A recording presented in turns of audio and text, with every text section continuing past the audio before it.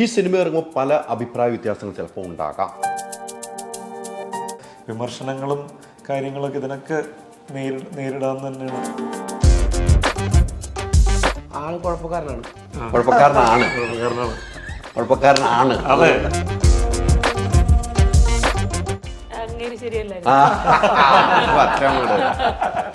എന്താ മാഷ ഇത്? കലംബാസറിന്റെ വിജയവും ഇലക്ഷന്റെ വിജയവും രണ്ടും നമ്മളെ സംബന്ധിച്ചിടത്തോളം പ്രധാനപ്പെട്ട തന്നെയാണ്. ഞാൻ ആരോടും പറയണ്ടെന്ന് വിചാരിച്ച് 2-3 വർഷം മൂടി വെച്ചൊരു കാര്യം ഇങ്ങനെ എൻ്റെ അടുത്ത് വീട്ടിൽ വന്ന് ചിരണ്ടി നമ്മൾ ഒറ്റയ്ക്ക് പോകുമ്പോൾ നമ്മൾ ഒറ്റയ്ക്ക് തന്നെയാണ്. ഈവൻ നെപ്പോ കിഡ്സ് എന്ന് പറയുന്നുണ്ടെങ്കിലും അവര് ഒറ്റയ്ക്ക് വഴി കിട്ടി. ചേച്ചി, ഞാനൊക്കെ എന്റെ പഴയ ഇന്റർവ്യൂ ഒക്കെ നല്ല കോമഡിയാണ്. ഞാനൊന്നും കാണാറ് പോലും ഇല്ല. കലംബാസറിനെ അനുഗ്രഹിക്കുമല്ലോ നിഗ്രഹിക്കുമല്ലോ നമുക്ക് പറയാൻ പറ്റുള്ളൂ.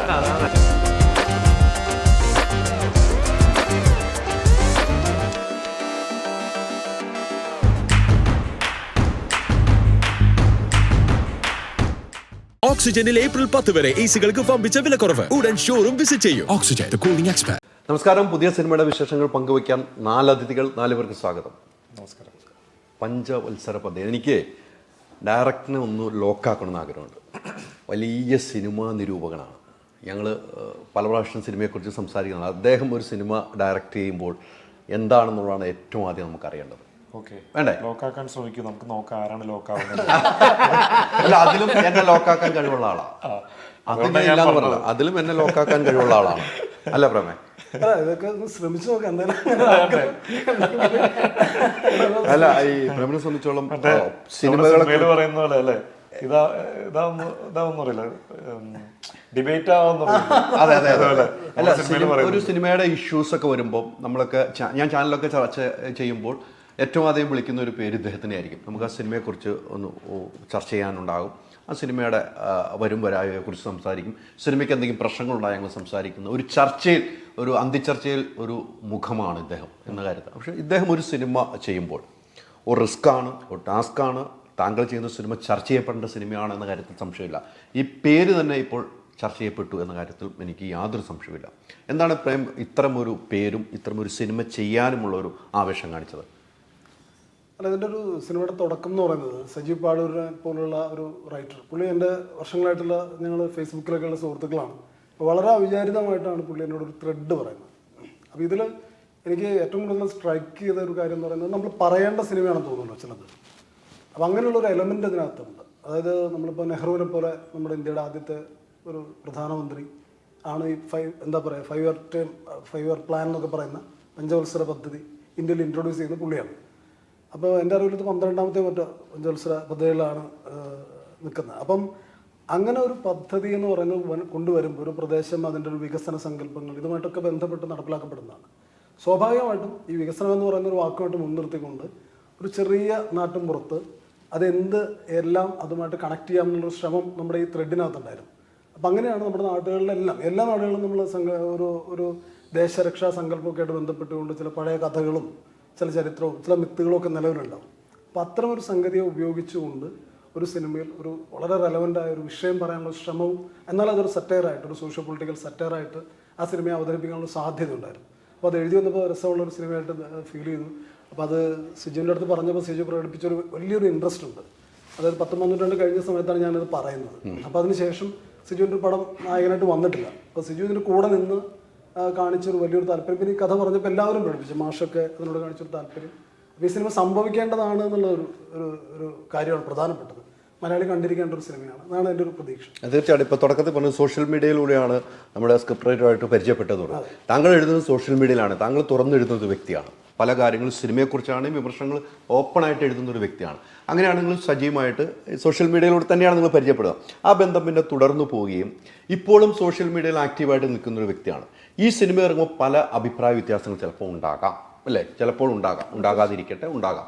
അങ്ങനെ വരുമ്പോൾ താങ്കളുടെ ഒരു മനസ്സ്, താങ്കൾ പല കാര്യങ്ങളും വിമർശനത്തിന് മുന്നിൽ നിൽക്കുന്ന ഒരാളാണ്, അല്ലേ? വിമർശനങ്ങൾക്ക് മുന്നിൽ നിൽക്കുന്ന ഒരാളാണ് താങ്കൾ എന്ന കാര്യത്തിൽ എനിക്ക് യാതൊരു സംശയമില്ല. അങ്ങനെ വരുമ്പോൾ താങ്കൾ എങ്ങനെ അത് ഫേസ് ചെയ്യും? അല്ല, ഇതിൽ ഇത്ര വലിയ കാര്യമൊന്നുമില്ല. അതായത് നമ്മൾ ഏതൊരു പ്രോഡക്റ്റിലും പല അഭിപ്രായങ്ങളുണ്ടാവും. അതിപ്പം കടുകുമണി മുതൽ കപ്പൽ വരെ അഭിപ്രായ വ്യത്യാസങ്ങളുണ്ടാവും. പിന്നെ സിനിമയുടെ കാര്യം പറയാൻ വേണ്ട. കാരണം ഓരോ മനുഷ്യനും ഓരോ ആസ്വാദന തലത്തിൽ നിന്നുകൊണ്ടാണ് ഒരു സിനിമയെ സമീപിക്കുന്നത്. ഞാനെപ്പോഴും നമ്മൾ ഈ വിഷയങ്ങളൊക്കെ സംസാരിക്കുമ്പോൾ ഏറ്റവും ആദ്യം പറയുന്ന ഒരു പേര് പത്മരാജൻ സാറിൻ്റെ പേരാണ്.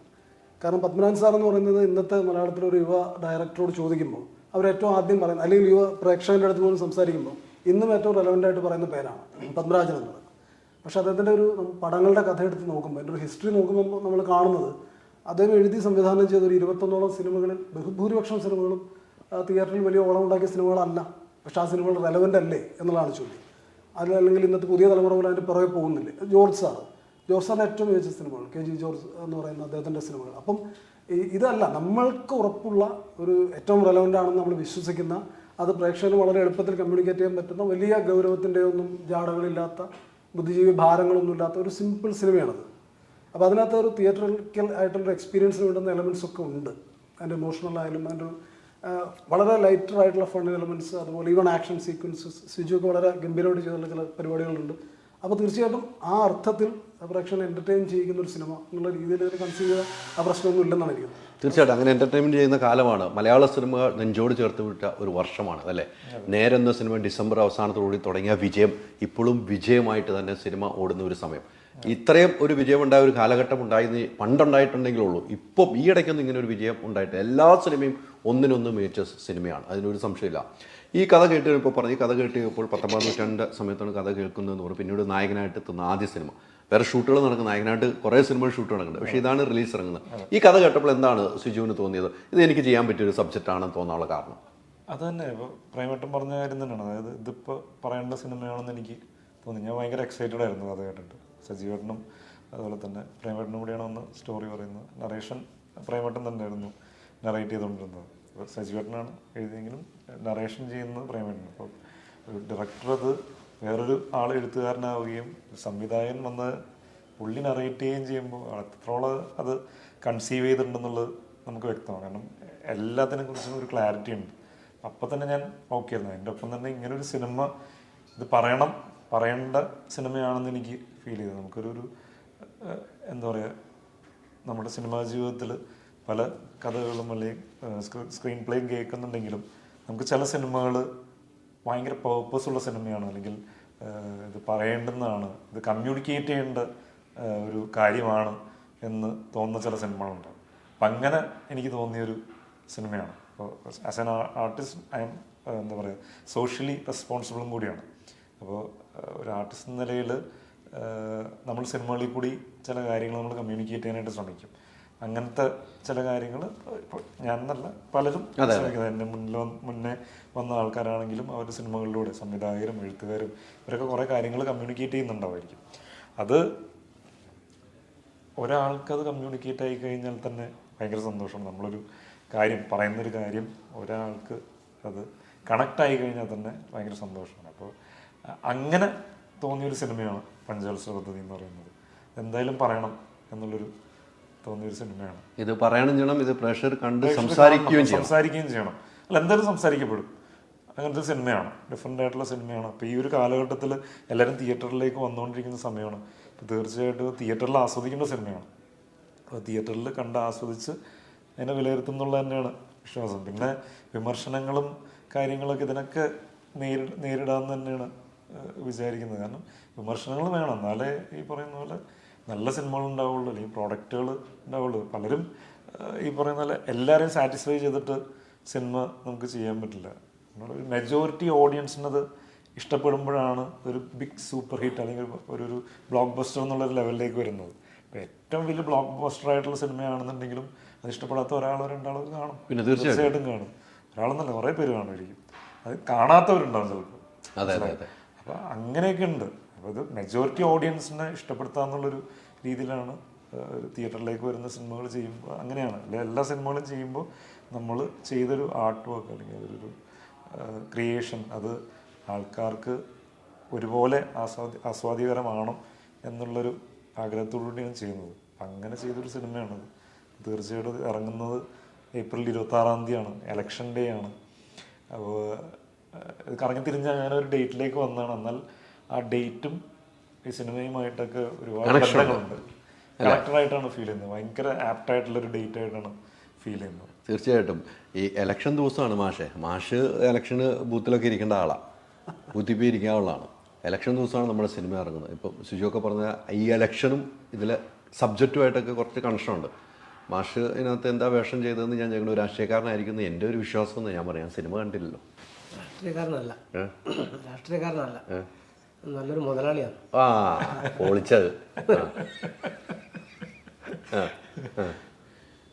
ഇതൊരു മാസം മുമ്പ് ഇറങ്ങണമായിരുന്നു എന്നൊരു ആഗ്രഹമാണ് നിനക്ക്. ഇലക്ഷനും ഒരു മാസം മുമ്പേ ഈ സിനിമ ഇറങ്ങിയിരുന്നുവെങ്കിൽ എന്ന് ഞാൻ ആഗ്രഹിച്ചു. പക്ഷെ പല കാരണങ്ങൾ കൊണ്ടും ഇത് ഏപ്രിൽ 26 വന്നു. കറക്റ്റ് സമയത്ത് വന്നു. ഇലക്ഷൻ മുമ്പ് ഇറങ്ങിയെങ്കിൽ ഇലക്ഷനുമായിട്ട് ബന്ധപ്പെട്ട കുറേ സബ്ജക്റ്റുകൾ ഇതിനകത്ത് ഉണ്ടായിരുന്നു അല്ലേ? അതാണ് ഉദ്ദേശിച്ചത്. ഇലക്ഷന് മുമ്പേ ഇറങ്ങണമായിരുന്നു, പറ്റിയില്ല. മാഷ് എങ്ങനെയാണ് ആദ്യമായിട്ടായിരിക്കുമല്ലോ ഈ സംവിധായകൻ്റെ അടുത്തേക്ക് എത്തുന്നത്? എങ്ങനെ ഉണ്ടായിരുന്നു? യഥാർത്ഥത്തിൽ ഈ സ്ക്രിപ്റ്റ് ഡയറക്ടറും നമ്മളെ സജീവ് പാടൂരൊക്കെ വിളിച്ച് സംസാരിച്ചു. അപ്പോൾ നേരത്തെ പറഞ്ഞ പോലെ എനിക്കും ഇത് വളരെ നന്നായിട്ട് ചെയ്യണം, നല്ലൊരു സിനിമയാണെന്നൊരു തോന്നൽ എനിക്കുണ്ടായി. ഞാൻ സന്തോഷപൂർവ്വമാണ് ഈ ടീമിൻ്റെ കൂടെ വന്നത്. പിന്നെ ഇതിൽ കലംബാസുരൻ ഞങ്ങൾക്കിടയിൽ ഏറ്റവും ആദ്യം അനുഗ്രഹിച്ച ആൾ മാഷാണ്. മാഷ് നമ്മുടെ പടത്തിന് ഡബ് ചെയ്തുകൊണ്ടിരിക്കുമ്പോഴാണ് മാഷ്ക്ക് സ്റ്റേറ്റ് അവാർഡ് അനൗൺസ് ചെയ്യുന്നത്. കൊച്ചിയിൽ ഡബ് ചെയ്തുകൊണ്ടിരിക്കുമ്പോൾ ശരിയാ, ഞാൻ വിളിക്കുമ്പോൾ ഡബിങ്. അതെ ശരിയാണ്, അവിടെയാണല്ലോ നമ്മൾ വന്ന് എടുക്കുന്നത്. അതെ. അപ്പൊ അത് വേറൊരു വിജയം കൂടെയാണ് അല്ലേ? അതെ, എല്ലാം കലംബാസുരന്റെ അനുഗ്രഹം. അനുഗ്രഹം ഒക്കെയാണ്. സിനിമ കഴിഞ്ഞിട്ട് പറയാം നമുക്ക്. അനുഗ്രഹമാണോ ഉണ്ടാവുക, കലംബാസുരനെ അനുഗ്രഹിക്കുമല്ലോ നിഗ്രഹിക്കുമല്ലോ, സിനിമ കഴിഞ്ഞിട്ട് നമുക്ക് പറയാൻ പറ്റുള്ളൂ. പക്ഷേ ഈ അനുഗ്രഹത്തിന്റെ കാര്യം ഞാൻ എടുത്ത് ചോദിക്കായത്. വേറെ റൂട്ടിലുള്ള യാത്രയാണല്ലോ, അപ്പൊ അത് ചോദിക്കാതിരിക്കാൻ എനിക്ക് പറ്റില്ലല്ലോ. എങ്കിലും നമുക്ക് സിനിമ കണ്ടിട്ട് അനുഗ്രഹിച്ചെങ്കിൽ അനുഗ്രഹിച്ചെന്ന് പറയാം. തീർച്ചയായിട്ടും. പക്ഷെ ഏത് രീതിക്കും വരാൻ കേട്ടോ. അനുഗ്രഹം പല രീതിക്കാണ് വരുന്നത്. പിന്നെ മാഷിന്റെ അനുഗ്രഹം പല രീതിക്കല്ല വന്നേക്കണേ. എവിടെ നിന്ന് ഒരു പഞ്ചായത്ത് മെമ്പർ അവിടെ കിടന്ന് സൈക്കിളിൽ വട്ടം ചവിട്ടി നടന്ന് ഒരു സിനിമയിൽ വന്ന് ബജാജ് സ്കൂട്ടർ മാറ്റി കാർ എടുത്തല്ലേ? കാർ നേരത്തെ ഉണ്ട് അല്ല, എങ്കിലും അതിൽ ഉപയോഗമില്ലായിരുന്നു. ഇപ്പൊ കാറൊക്കെ ഉപയോഗം. ഇപ്പൊ നിൽക്കാൻ സമയമില്ല, യാത്രയോ യാത്ര. അതൊക്കെ ഒരു ഭാഗ്യമല്ലേ? അവിടെ ഒരു അനുഗ്രഹം വന്നിട്ടുണ്ട് കേട്ടോ. നിൽക്കാൻ സമയമില്ല, ഇരിക്കണം. അവിടെ ഒരു അനുഗ്രഹം വന്നിട്ടുണ്ട്. അനുഗ്രഹം ഇല്ല എന്ന് പറയാൻ പറ്റില്ല, ഞാൻ സമ്മതിക്കില്ല. നിങ്ങൾ പറയുന്ന ആ അനുഗ്രഹം അല്ല അത്. പിന്നെ എന്ത് അനുഗ്രഹം? നിങ്ങൾ പറയുന്ന ഒരു അനുഗ്രഹം എന്ന് പറയുന്നത് എന്തോ ഒരു ഭയങ്കര സംഭവത്തിന്റെ ഭാഗമായിട്ട് വരുന്ന അനുഗ്രഹമല്ലേ? അതല്ല, പ്രേക്ഷകർ ഏറ്റെടുത്ത അനുഗ്രഹം അതാണ്. അതല്ലേ? ജനങ്ങൾ കൂടി ഉണ്ടാവുമ്പോൾ എല്ലാം നല്ലതായിട്ട് ജനങ്ങൾ ഇരു കൈ നീട്ടി ജനങ്ങൾ ഇടയിൽ നിൽക്കുമ്പോൾ നമുക്ക് കിട്ടുന്ന കുറെ പോസിറ്റീവ് എനർജി ഉണ്ട്. അത് തന്നെയാണ്, അതിപ്പോഴും കിട്ടിക്കൊണ്ടിരിക്കുന്നു. അതുകൊണ്ട് തന്നെയാണ് ഇപ്പോഴും ഈ സമയത്തും ഇവിടെ ഇരിക്കുന്നത്. ഒരു സംശയമില്ല. അല്ലേ? ഇപ്പൊ എത്ര സിനിമയായി മാഷെ? ഇപ്പോൾ ചെയ്തതാണോ ഉദ്ദേശിക്കുന്നത് മൊത്തത്തിൽ? ഇപ്പോൾ ഒരു 17-18 സിനിമയായി. 18 സിനിമകൾ ചെയ്തു വെച്ചിരിക്കുകയാണ് അല്ലേ? എല്ലാം നല്ല നല്ല വേഷങ്ങളിലൂടെ യാത്ര ചെയ്യുന്നു. അത് പ്രേക്ഷകരാണ് പറയേണ്ടത്. തീർച്ചയായിട്ടും. ഒരു സംസ്ഥാന അവാർഡ് കിട്ടിക്കഴിഞ്ഞപ്പോൾ വീണ്ടും അഭിനയിക്കുന്ന സിനിമകൾ ഒരു സെലക്ഷൻ ചെയ്യാറുണ്ടായിരുന്നു. ഇപ്പോൾ കഥയെല്ലാം ഇപ്പോൾ പ്രേമയുടെ കഥയൊക്കെ പറഞ്ഞു, അപ്പോൾ അത് ഇഷ്ടമായി, അങ്ങനെ വന്നു. ഇപ്പോൾ ഒരു ജാതകം മോഹനം മണ്ടൂർ സംവിധാനം ചെയ്യുന്നത് വിനീത് ശ്രീനിവാസനായാലും, അതും അതുപോലെ പൃഥ്വിരാജും ബേസിൽ ജോസഫിക്കുന്ന ഗുരുവായൂർ അമ്പലമണി, അതും ഇഷ്ടപ്പെട്ട് വന്നത് തന്നെയാണ്. ഇഷ്ടപ്പെട്ട് തന്നെ വരുന്നത്. സിജു വിൽസനുമായിട്ട് ആദ്യമല്ലേ? അതെ. എങ്ങനെ ഉണ്ടായിരുന്നു നായകൻ? ആള് കുഴപ്പക്കാരനാണ്. കുഴപ്പക്കാരനാണ്.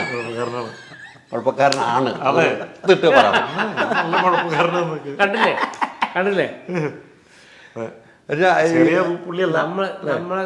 ഞാൻ സാധാരണഗതിയിൽ നമ്മളൊരു ബന്ധം എന്ന് പറയുന്നത് സിനിമയിൽ അഭിനയിക്കാന്നില്ല മാത്രമല്ല, നമ്മളിപ്പോൾ സ്ഥിരമായി അത്യാവശ്യം വിളിക്കുകയും പറയും ഒക്കെ ചെയ്യുന്നൊരു ബന്ധമാണ്. അത്ര അടുപ്പം. അതിപ്പോൾ ഡയറക്ടറായാലും സാധാരണഗതിയിൽ ഡയറക്ടർമാർന്ന് ചിലപ്പോൾ വിളിച്ചാൽ ഫോൺ എടുക്കുമെന്ന് എല്ലാവരും അങ്ങനെ ആവണമെന്നില്ലല്ലോ. പക്ഷേ എപ്പോൾ വിളിച്ചാലും പ്രതികരിക്കുന്നവരാണ്. അതുപോലെ തന്നെ നമ്മളെ ഇതിൻ്റെ സ്ക്രിപ്റ്റ് റൈറ്റർ സജീവ് പാടൂർ എപ്പോൾ വിളിച്ചാലും ഒന്നുമില്ലെങ്കിൽ തിരിച്ചു വിളിക്കും. ഒരു 10 മിനിറ്റ് കഴിഞ്ഞാലോ ഒരു അരമണിക്കൂർ കഴിഞ്ഞാലോ വിളിക്കും. അതേപോലെ ഇദ്ദേഹവും നമ്മൾ തമ്മിലൊരു ബന്ധം അതുതന്നെയാണ്.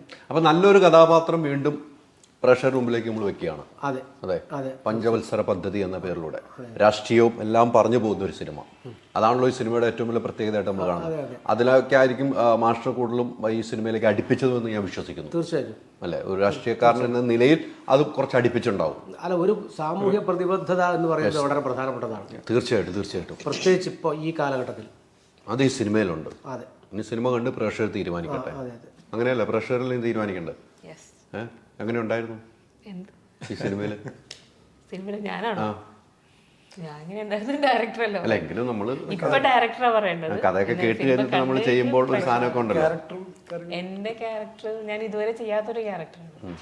ഇപ്പൊ എല്ലാത്തിലും ഒരു അമ്മ, അല്ലെങ്കിൽ ഒരു പാവ അമ്മ, അല്ലെങ്കിൽ ഒരു ഭയങ്കര സ്ട്രിക്റ്റ് ആയ അമ്മ, ഇതൊക്കെ തന്നെയാണ് ചെയ്തിട്ടുള്ളത്. പക്ഷെ ഇതിനകത്ത് അമ്മയാണെങ്കിൽ പോലും അമ്മയ്ക്ക് വലിയ പ്രാധാന്യം, അമ്മയല്ല അവിടെ ജനങ്ങൾക്ക് വേണ്ടി ജീവിക്കുന്ന നല്ലൊരു മെമ്പറാണ്, മെമ്പർ അമ്പിളി.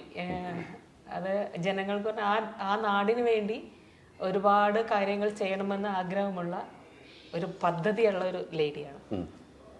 നമുക്ക് എല്ലാവർക്കും ഉണ്ടല്ലോ പദ്ധതി. തീർച്ചയായിട്ടും എല്ലാവർക്കും എല്ലാ ക്യാരക്ടേഴ്സിനും ഒരു പദ്ധതി ഉണ്ടെന്ന് ഉണ്ട്. അതാണല്ലോ പേര് തന്നെ ഇട്ടിരിക്കുന്നത്. പദ്ധതിയുള്ള ലേഡിയാണ്. പക്ഷെ അത് അതിന്റെ കൂടെ വന്നവര് ഒക്കെ ഇട്ട് നല്ല രസമുള്ളൊരു ക്യാരക്ടറാണ്. ഒരു അമ്മയും ഒരു രാഷ്ട്രീയക്കാരിയും ഒരു മെമ്പറുമായി ഒരു ഭാര്യയും എല്ലാമായാണ് ഇതിനകത്ത് അഭിനയിച്ചത്. മെമ്പർ എന്ന നിലയിൽ ഈ മെമ്പറിന്റെ സഹായം കിട്ടിയിരുന്നല്ലോ. അങ്ങേര് ശരിയല്ല. എന്നാ മാഷ ഇത് ഒറ്റ പറഞ്ഞില്ല, അങ്ങേര് ശരിയല്ല. മതിയോ? മതി, കൃത്യമായില്ലേ? എനിക്കിതൊക്കെ ചെയ്യിപ്പിക്കാൻ പറ്റുള്ളൂ. സലീംകുമാർ ചേട്ടൻ പറഞ്ഞ തൃപ്തിയായി. അതല്ല, അത് ഞാനായിട്ടല്ല, അത് സജീവ് പാടൂര് ചെയ്ത കാര്യമാണ് ഞാൻ പറഞ്ഞത്. ശരിയല്ലേ? കഥയിലാണ്, കഥാപാത്രമായിട്ട് പറഞ്ഞോ? അല്ലാണ്ട് പേഴ്സണലി കഥാപാത്രം അങ്ങനെ ശരിയല്ല. അതാണ് പേഴ്സണലി ഇങ്ങനെ പോലെ നല്ല മനുഷ്യൻ വേറെ ഇല്ല. ബാലൻ ചേട്ടൻ, ഇദ്ദേഹത്തിന്റെ ബാലൻ ചേട്ടൻ, ഇദ്ദേഹത്തിന്റെ ബാലൻ ചേട്ടനാണ് സിനിമയിലെ എല്ലാവരുടെയും ക്രൂരനായ ബാലൻ, ശരിയല്ലാത്ത ബാലൻ, ശരിയല്ലാത്ത ബാലൻ. ക്രൂരനല്ല. ഈ മോലാളിയൊക്കെ ആകുമ്പോ ഇത്തിരി ശരിയാവാത്ത നല്ലത്. അത്തരം ചില അത്ര ഒരു കുസൃതി ഇതൊക്കെ വേണമല്ലോ, ഒക്കെ വേണമല്ലോ. നിങ്ങളൊക്കെ ഒരുമിച്ചല്ലേ ഇപ്പോഴല്ലേ കാണുന്നതൊക്കെ? കണ്ടിട്ടുണ്ട്? അഭിനയം ഇല്ലല്ലോ. ഒന്നിച്ച് അഭിനയിച്ചത് ഈ സിനിമയിലല്ലേ? ഈ സിനിമയിലല്ലേ? ഈ ഇവിടുത്തെ വരവ് ഉപ്പുമുളക് എന്ന സീരിയലിലൂടെയാണ് അല്ലേ? അതായിരുന്നു ജനമനസ്സുകൾ ഏറ്റെടുത്താണ് നീലു എന്നൊരു ആളെ. ഇപ്പോഴും ഇല്ല എന്ന് ഉപ്പുമുളക് ഇല്ലെങ്കിലും അതിന്റെ എല്ലാ സംഭവം ഇപ്പോഴും വന്നുകൊണ്ടിരിക്കുന്നുണ്ട്. ഇപ്പോഴും കട്ട് ചെയ്ത് യൂട്യൂബിൽ മാത്രമല്ല, രാവിലെ തൊട്ട് ടിവിയിലുണ്ട് പഴയ എപ്പിസോഡ്. അതാണ് നീലു എന്ന ആളെ പ്രഷർ ഏറ്റെടുത്തത് അല്ലേ? ഭാര്യയിൽ ഇപ്പോഴും കാണുന്ന ഉപ്പുമുളക് ഉണ്ടെങ്കിൽ അത് കാണും. നിങ്ങൾ കാണാറുണ്ടോ? ഞാനും കാണാറുണ്ട്. അല്ല, ഭയങ്കര ഫാൻസാണ്. നമ്മൾ ഷൂട്ട് ചെയ്യുമ്പോഴൊക്കെ ഏറ്റവും കൂടുതൽ ഫാൻസുകാർ കുട്ടികൾ വരെ തിരക്കി വന്നിട്ട് നീലു അമ്മയെന്ന് വിളിച്ചുകൊണ്ട് വീട്ടിലേക്ക് വന്നു. കാസർഗോഡ് വന്നപ്പോ ഞാനിപ്പോ കാസർഗോഡ് ഒരു കല്യാണത്തിന് പോയിട്ടുണ്ടായിരുന്നു. നമ്മള് മേപ്പടിയാലിൽ എന്റെ മോളായിട്ട് അഭിനയിച്ച ആ കുട്ടിയുടെ കല്യാണം, അപർണയുടെ. അപ്പൊ മാഷിന്റെ വീടിന്റെ അടുത്തായിരുന്നു ആ കുട്ടിയുടെ വീട്. അപ്പൊ അങ്ങനെ മാഷിന്റെ വീട്ടിലൊന്ന് ജസ്റ്റ് കയറി, വൈഫ് ഭയങ്കര ആരാധിക്കുകയാണെന്ന് പറഞ്ഞു. അപ്പൊ ജസ്റ്റ് ഒന്ന് കാണാൻ വേണ്ടി കയറി. അപ്പൊ തന്നെ പോകുന്നു. എനിക്ക് ട്രെയിന് ടൈം 2 മിനിറ്റ് നിന്നുള്ളൂ. എനിക്ക് ട്രെയിനിന് ടൈമായി. അപ്പൊ ഞാൻ അതുകൊണ്ട് പെട്ടെന്ന് പോകുന്നു. അപ്പോൾ എവിടെ പോയാലും ആരാധകന്മാരും ഇപ്പോഴും ഉണ്ട്. അത് പ്രായഭേദ വ്യത്യാസമാണ് കേട്ടോ. ആ ഒരു സീരിയൽ ഉണ്ടാക്കിയ ഹൈപ്പ് എന്തെന്ന് നമ്മൾ പറഞ്ഞാൽ വലിയ ഹൈപ്പ് തന്നെയായിരുന്നു. നിന്ന് പോയതും നിൽക്കാത്തതൊക്കെ അത് വേറെ കാര്യങ്ങളൊക്കെ. എനിക്കറിയില്ല. ഉപ്പുമുളക് ഇനി ഉണ്ടാവില്ലല്ലോ. ഉപ്പുമുളക് ഉണ്ടാവില്ല. കാരണം വെച്ചാൽ ഞങ്ങളോടൊന്നും പറഞ്ഞിട്ടില്ല. അപ്പൊ അതുകൊണ്ട് നമ്മളോടൊന്നും പറയാത്ത സ്ഥിതിക്ക് ഉണ്ടാവില്ല എന്നാണ് എൻ്റെ ഒരു വിശ്വാസം. നിർത്തിയപ്പോൾ പറഞ്ഞോ? നിർത്തിയപ്പോഴും ഞങ്ങളോട് പറഞ്ഞു, നിർത്തിയെന്ന് പറഞ്ഞു, നിർത്തുകയാണെന്ന് പറഞ്ഞു. എന്താ കാരണമെന്ന് പറഞ്ഞു? സത്യം പറഞ്ഞാൽ കള്ളം പറയണോ? സത്യം പറഞ്ഞു. അല്ല, ഇതിൽ ഏറ്റവും കൂടുതൽ യാത്ര ചെയ്ത ഒരു വ്യക്തി ഞാനായോണ്ട് എന്നോട് സത്യം പറഞ്ഞു. ഉപ്പുമുളക് ഇതുമായി ബന്ധപ്പെട്ട ഏറ്റവും കൂടുതൽ വാർത്ത പുറത്തുവിട്ട ഞാനാണ്. കള്ളം പറഞ്ഞു കഴിഞ്ഞാൽ സത്യം ചകഞ്ഞെടുക്കും. അതല്ല, സത്യം പറഞ്ഞാൽ അല്ല, കള്ളം പറഞ്ഞ ഒറ്റവാക്കി തീർക്കാം. സത്യം പറഞ്ഞ കുറെ പറയണ്ടേ, നമുക്ക് കള്ളം പറയാം. അതിനുവേണ്ടി വേറെ ഇന്റർവ്യൂ എടുക്കേണ്ടി വരും. നമ്മൾ പഞ്ചവത്സര പദ്ധതികൾ പദ്ധതി ചെയ്ത് വേറെ ഇന്റർവ്യൂ എടുക്കേണ്ടി വരും. അത് പദ്ധതി ചെയ്ത് നമുക്ക് ഇന്റർവ്യൂ ഞാൻ ഇരിക്കാതിരുന്നതാണ്. ഇങ്ങനെ ഞാൻ ആരോടും പറയണ്ടെന്ന് വിചാരിച്ച് 2-3 വർഷം മൂടി വെച്ചൊരു കാര്യം ഇങ്ങനെ എൻ്റെ അടുത്ത് വീട്ടിൽ വന്ന് ചിരണ്ടി എടുത്താണ്ട് അതുകൊണ്ട് എന്തുണ്ടായി? അതുകൊണ്ട് നന്നായി കേട്ടോ, അതുകൊണ്ട് നന്നായി. ഓക്കെ, അതുകൊണ്ടൊരു വീണ്ടും തുടങ്ങി എല്ലാ ആനുകൂല്യങ്ങളും കിട്ടുന്ന നിലയിലേക്ക് എത്തിക്കാൻ പറ്റില്ല എനിക്ക്. എത്തിക്കാനൊക്കെ പറ്റി. പിന്നെ കിട്ടാത്തതിന്റെ കുഴപ്പമില്ലല്ലോ, പിന്നെ എന്നോട് ഒളിച്ചു വെച്ചോണ്ടല്ലേ എത്തിക്കാനൊക്കെ പറ്റി. പിന്നീട് ഞാൻ ചോദിക്കും എല്ലാം ഓക്കെയാന്ന് പറയും, എന്റെ കുഴപ്പമില്ലല്ലോ. ഓക്കെ അല്ലേ എന്നോട് പറയണമല്ലോ, നമ്മളൊരു ഇന്റർവ്യൂ എടുത്ത ആളുടെ അടുത്ത് പറയണമല്ലോ. ഒരു കാര്യമില്ല മനസ്സിലായി, പിന്നെ ഒരു കാര്യമില്ല. എന്തായാലും ഇനി അങ്ങനത്തെ ഒരു ഉപ്പുമുളക് പോലത്തെ ഒരു ഹൈപ്പ് ഉണ്ടാകുന്ന ഒരു സീരീസ് ഒന്നിലും ഉണ്ടാകില്ല എന്നാണ് ഞാൻ വിശ്വസിക്കുന്നത്. പലതും അതിന് ചേർത്ത് പിടിക്കാവുന്ന രീതിക്ക് വന്നെങ്കിലും ഇതൊരു വലിയൊരു സംഭവം. അല്ല, അതുപോലെ തന്നെയാണ് അവർ വീണ്ടും ഓരോന്നേ ചെയ്തത്. എല്ലാ കഥ തന്നെയാണല്ലോ ചെയ്തത്.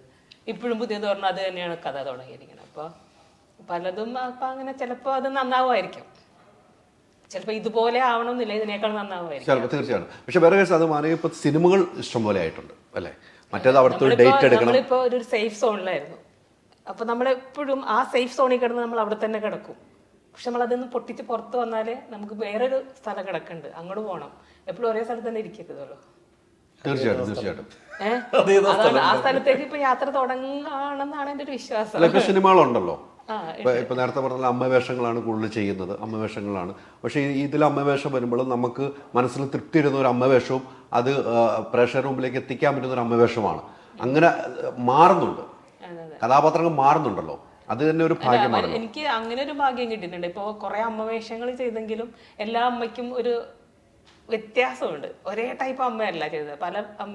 പക്ഷെ എനിക്ക് സാറിനോട് ഒരുപാട് നന്ദി. എനിക്ക് വിളിച്ചതിനോട് കഥ പറയുമ്പോൾ ഞാനപ്പോൾ വിചാരിച്ചു ഈ അമ്മവേഷങ്ങൾ തന്നെയാണല്ലോ ഞാൻ ചെയ്തിരിക്കണേ, അമ്മ എന്നുള്ള ഇത് തന്നെ കിടക്കുകയാണ്. പക്ഷെ ഇങ്ങനെ ഒരു ക്യാരക്ടർ എങ്ങനെ തന്നു? ഇൻട്രസ്റ്റിംഗ് ആണ്. ചില സമയത്തൊക്കെ കൂടുതൽ ഉറക്കെയൊക്കെ സംസാരിക്കേണ്ടി വരുന്ന കുറച്ച് സിറ്റുവേഷൻസ് ഉണ്ട്. ഭയങ്കര പ്രശ്നമായിരുന്നു. അപ്പോൾ നമ്മൾ ഡബിംഗ് ഒക്കെ നല്ല ഞാൻ ഏറ്റവും കഷ്ടപ്പെട്ട ഒരു ക്യാരക്ടറാണ് സത്യം പറഞ്ഞാൽ. എനിക്കിങ്ങനെ ഭയങ്കര വോളിയത്തിൽ സംസാരിക്കാൻ എനിക്കൊരു പാടാണ്. ഭയങ്കര വോളിയത്തിൽ സംസാരിക്കുമ്പോൾ എൻ്റെ ശബ്ദം മാറും. പിന്നെ നമ്മൾ ഭയങ്കര ഒച്ചെടുക്കുന്ന സ്ത്രീകളുണ്ടല്ലോ, അതൊക്കെ ഉണ്ട് ഇതിനകത്ത്. അപ്പോൾ അതിനൊക്കെ ഞാൻ ഒരുപാട് കഷ്ടപ്പെട്ടായിരുന്നു. കഷ്ടപ്പെട്ടെങ്കിൽ അതിന്റെ പ്രതിഫലം ഏപ്രിൽ 26 ആദ്യം ഷോ ചെയ്യുമ്പോൾ പ്രേക്ഷകർ വിളിക്കും. മാഷിന്റെ കാര്യത്തിലുണ്ട് കേട്ടോ. മാഷിന്റെയും ഡബിങ്ങിലെ മാഷ് നമ്മൾ യൂഷ്വലി കാണുന്ന മാഷിന്റെ ഒരു പാറ്റേണിലല്ല ഇതിൽ പിടിച്ചിരിക്കുന്നത്. പരിക്കൻ അല്ല, അങ്ങ് ഹൈപ്പ് വന്നിട്ടുണ്ട്. മാഷിനുണ്ടായിരുന്നു അങ്ങനെ അല്ലേ, ഒരു പ്രാവശ്യം കണ്ടിട്ട് പറയട്ടെ. അതല്ല ഞാൻ പറഞ്ഞ ക്യാരക്ടർ ചെയ്ത കാര്യമാണ് പറഞ്ഞത്. അല്ല, അതാണ് മാഷ് ഒന്നും അല്ലേ വിട്ടു പറയുന്നില്ല, ഒളിച്ച് വെച്ചിരിക്കുകയാണ്. പറയാൻ പറ്റില്ല. ഇപ്പൊ നിങ്ങളിപ്പോ എങ്ങനെയാ ഇതിനെ സ്വീകരിക്കുന്നത് നമുക്ക് പറയാൻ പറ്റില്ലല്ലോ. നമ്മൾ നന്നായി ചെയ്തിട്ടുണ്ട് എന്നുള്ളൊരു വിശ്വാസം നമുക്ക്. പക്ഷെ അത് ഓഡിയൻസ് എങ്ങനെ സ്വീകരിക്കുന്നത് വളരെ പ്രധാനപ്പെട്ട ഒരു കാര്യമല്ലേ. തീർച്ചയായിട്ടും. ഈ സുജി പറഞ്ഞ ഈ 19ാം നൂറ്റാണ്ടിന് ശേഷം വരുന്ന കഥാപാത്രങ്ങളെല്ലാം ഭയങ്കരമായിട്ട് ആലോചിച്ച് വേണം എടുക്കാൻ. 19ാം നൂറ്റാണ്ട് സിജു വിൽസനെ സംബന്ധിച്ച് ഏറ്റവും വലിയൊരു കഥാപാത്രമാണ്. ഒരിക്കലും അല്ലാതെ നമുക്ക് പറയാം, ഏറ്റവും വലിയ കഥാപാത്രമാണ് സിജു ചെയ്തു വെച്ചതും. ഇത്രയും ആളുകളുടെ അംഗീകാരം കിട്ടിയ കഥാപാത്രമാണ്. അതിനുശേഷം വരുന്ന കഥകളൊക്കെ എങ്ങനെയാണ് സെലക്ഷനിലേക്ക് പോകുമ്പോൾ എങ്ങനെയാണ് കാണുന്നത്?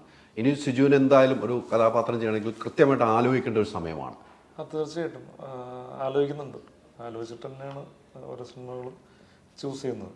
19ാം നൂറ്റാണ്ടല്ലോ കേട്ടോ, അതിന് മുമ്പേ ഞാൻ അങ്ങനെ തന്നെയാണ് പോയിക്കൊണ്ടിരുന്നത്. ഓരോ സിനിമയും പിക്ക് ചെയ്യുന്നത് അങ്ങനെ തന്നെയായിരുന്നു. കാരണം ഞാൻ പർപ്പസ്ഫുള്ളി അങ്ങനെ ഒരു തീരുമാനത്തിൽ ഉണ്ടായിരുന്നു. കാരണം ഞാൻ വേറൊരു പ്രൊഫഷൻ വിട്ടിട്ട് ഈ ഒരു ഇതിലേക്ക് വരുന്നത് എനിക്കിഷ്ടമുള്ള കാര്യങ്ങൾ ചെയ്യാൻ, എനിക്കിഷ്ടമുള്ള സിനിമകളും ചെയ്യാൻ വേണ്ടിയിട്ടാണ്. അപ്പോൾ അത് വേറൊന്നിൻ്റെ മോട്ടീവിൻ്റെ പുറത്ത് പോയി ചെയ്യരുതെന്നുള്ളൊരു ആഗ്രഹം എപ്പോഴും മനസ്സിലുണ്ടായിരുന്നു. അതുകൊണ്ട് തന്നെയാണ് ചൂസ് ചെയ്യായിട്ട് തന്നെ പോയിക്കൊണ്ടിരിക്കുന്നത്.